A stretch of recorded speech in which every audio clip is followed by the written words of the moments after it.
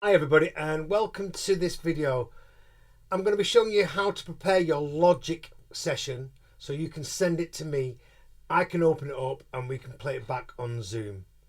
It's quite key that you follow everything that I'm going to say to you right now, because what happens is you're booked in for an hour and a half or 4 hours, and sometimes if you don't do the preparation, this can take up to half an hour, sometimes an hour of your time back and forth because we haven't got it correct. Once you get all this done and you send me a project, I'll have a quick look at it before we start our session to see if it does open. But you need to follow all the things that we're going to say. So let's get tucked in. Okay, we've got a Logic project here. And the first thing that I need you to do is delete any tracks, any muted MIDI or audio files, and any plugins you're not using, because it will just create problems as I'm going through the mix, because I may mute everything, unmute everything, and then suddenly we have tracks or files that aren't playing. So just go through it like this and just delete them all. Same with the plugins, just get rid of them.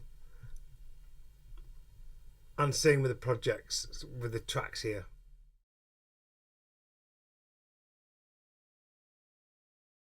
Okay, the next thing that I need you to do is not automate the track faders. And what I mean by that is I don't want these automating. And the reason for that is I will generally be pulling the faders as a whole up or down. And if you've put automation on them, I can't do that. And it creates problems and adds a lot more time to the mix. So if you're going to do some automation of volume on the track, do it with a gain, or do it with, for example, I use the output on the FabFilter Pro Q3. Do it that way, just so that when I get the faders I can turn them up and down.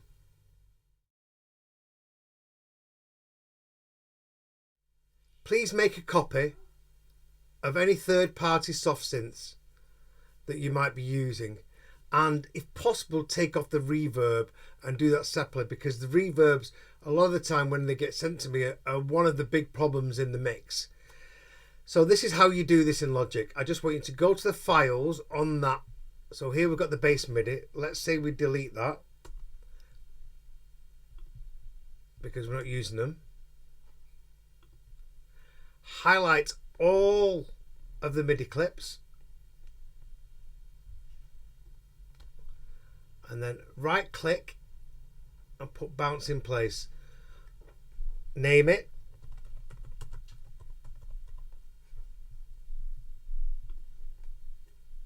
And what this will do will bounce your synth to an audio file, but it will also keep your synth there. So if I have that file and that synth, hopefully we can just open it straight up.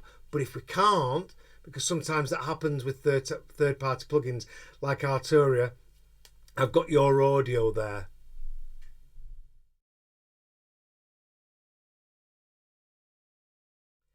I'm going to send you a list of the plugins that I have. So we need to make sure that we sync with your project. So please have a check of what I'm using, because if you send me something and I don't have that plugin, it can create issues, because you've obviously made your track and that plugin will have created to the sound design of whatever it's on. So you may need to also bounce that to audio if it's key in what you're using.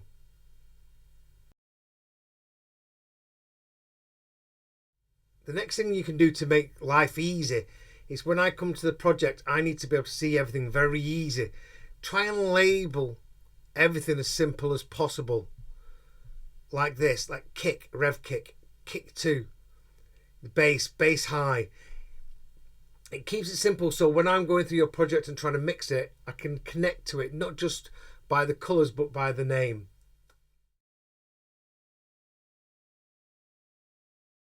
Okay, that leads on to the next thing. If you can use my colour scheme, that would really help me and save time in your session. I know it can be a bit of a pain in the backside, and you don't have to do it. It's just that I know when I go to certain things and I'm looking in the mix and there's so many parts, it's just quicker for me to zone in as opposed to having to go and search manually for it. This is my colour scheme.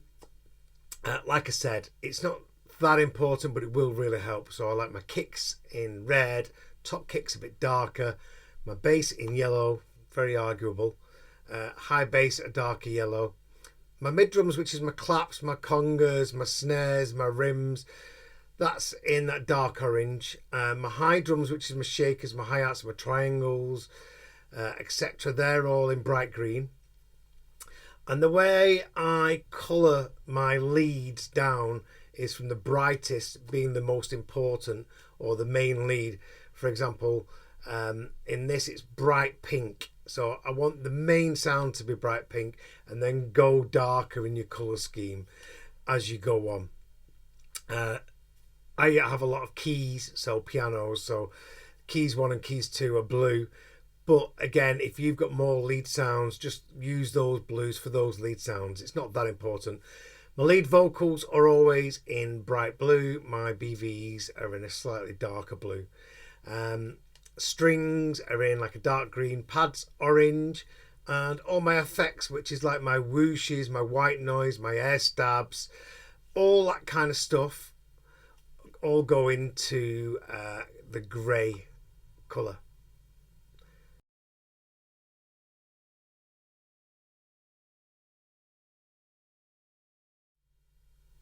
So that leads us on to buses or groups. This will make life a lot easier, as this is one of the things that I will be doing. I like to put everything in buses, and I like to have a kick bus. I like to have a bass bus, so you have more than one bass and they'll go to it. I like to have a mid drums and high drums, which are then go into all drums or percussion. I then like to have a music bus or folder and an effects folder, and the colour schemes are as we've just said, and of course a vocal folder.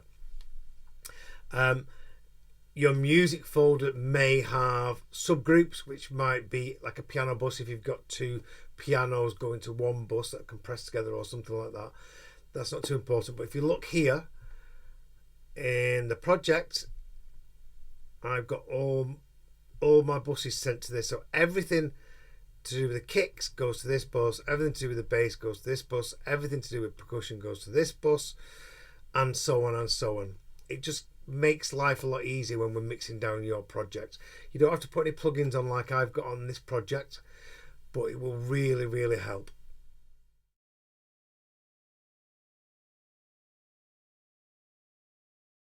Okay, so now it's time to send the project.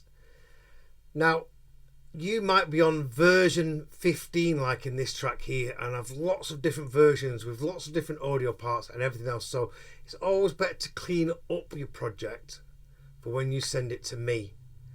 So what I want you to do is this. I want you to get your project, and I want you to go File, Save As, and then call it something else. And then save it in the location of your choice. In this instance, I'm going to put this on my desktop, and I want to copy any files that I need. Okay, and then save as. And that will copy all the audio files to that folder. Now, I still want you to do this just in case. We then want to go to File, Project Management, Clean Up. This will remove any unused files that you're not using, which will then help you to be able to send it over to me. Sometimes people have projects that are about 5 gigabyte, so that can be a nightmare to send. But yeah, if you do this, this will help ease that burden. Press OK. And then you need to go to File, Project Management, Consolidate. And this will copy any files to do with the project into that folder. Now, I know I've already done that, but I just like to do this as an extra measure. Press that. OK. Just wait for that. Save it, and that should all be there. So if I go to my desktop and I have the folder here and I press apply, you can see here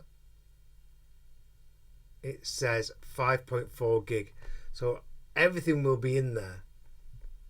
Now you can show package contents. If you right click on the file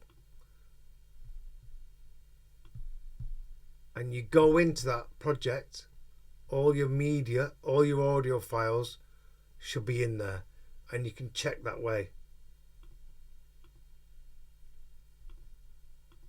But really, it's the audio files. If anything's missing, you look in there and they should all be in there.